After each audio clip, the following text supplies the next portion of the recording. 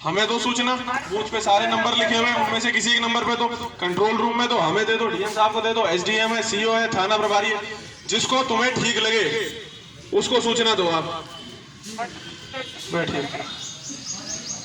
और मैं फिर वही बात रिपीट कर रहा हूं, अगर किसी के भी दिमाग में ये वहम है कि भाई आप दबंगई से डरा के धमका के वोटरों को वोट डलवा लोगे और चुनाव जीत जाओगे, अगर मुझे पता लग गया तुम जीतो या ना जीतो मैं जिंदगी नरक बना दूंगा। चुनाव लड़ोगे सही तरीके से लड़ोगे, कोई गलत तरीके से शराब बांटना, धमकाना, वोटर को बिठाना, किसी के घर में जाके धमकाना, भीड़ लेके जाना, ये सब नौटंकी नहीं चाहिए, बिल्कुल नहीं चाहिए। चुनाव लड़िए तमीज से लड़िए। मुझे नहीं पता आपने आज से पहले कैसे लड़ा है चुनाव, मेरे टाइम पे ये नौटंकी नहीं होगी। और अगर किसी को लगता है कि भैया हम ये बकवास कर रहे हैं तो मैं आपको खुला निमंत्रण दे रहा हूं, चैलेंज दे रहा हूं, जिस प्रत्याशी में दम है वो करके दिखाए, फिर मैं बताऊंगा।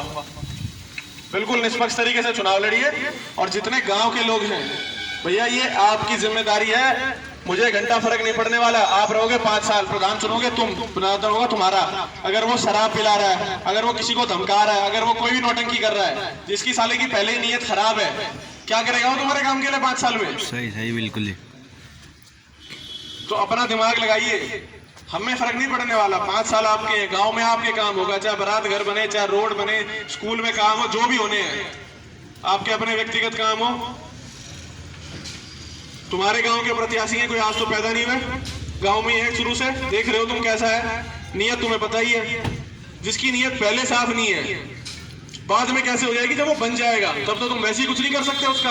आप तो फिर भी हाथ जोड़ रहा हो, बाद में तो बनने के बाद तुम क्या ही कर लोगे? अगर अभी 2 पौवे के लिए तुम वोट दे दोगे अपना, तो बाद में किसको कोसोगे भाई? 19 के बाद कौन पिला रहा तुम्हें? कोई पिला रहा है क्या 19 के बाद?